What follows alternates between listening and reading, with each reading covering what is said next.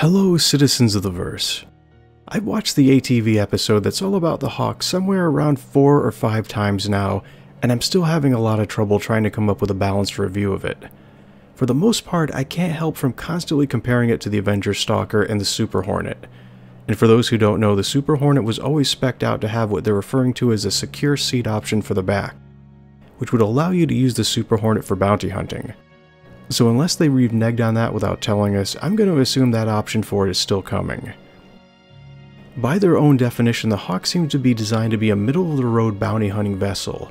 It carries one criminal at a time, so you can't stack them like Pez in the back compartment. Has no internal space within the ship and no room for cargo. The 200 meters a second SCM speed seems comparable to the Avenger, but the afterburner speed is a pitiful 500 meters a second. Their sizes seem to stack up very closely to one another, with the exception that the Hawk does fold in rather nicely, giving it an advantage when it comes to having a choice of landing spots.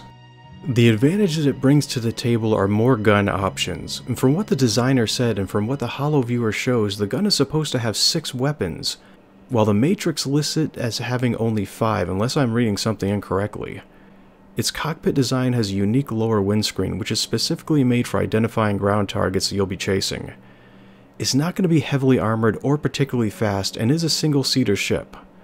When I compare this to the Avenger, the Hawk gives up a bed, internal space, possible cargo hauling room that the Avenger has when the pods are removed, faster afterburner speeds, and the ability to haul multiple bounties back to the Advocacy.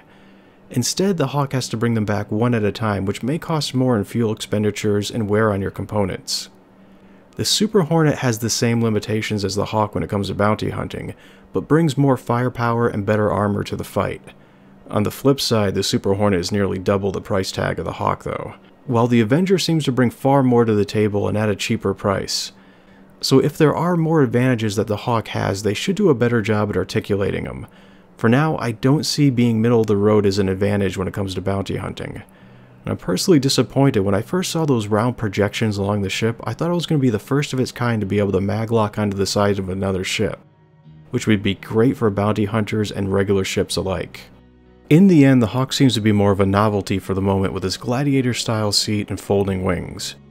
I know that I didn't mention the Cutlass Blue at all, and that's simply because the Blue and the Hawk may be bounty hunting ships, but they're not in the same category, and I've bashed the Hawk enough already.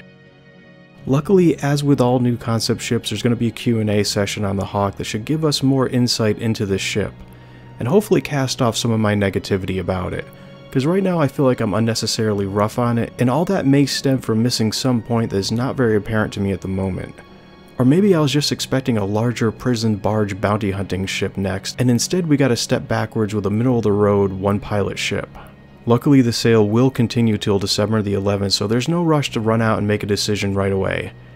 Thank you for tuning in, and I'll be seeing you in the verse.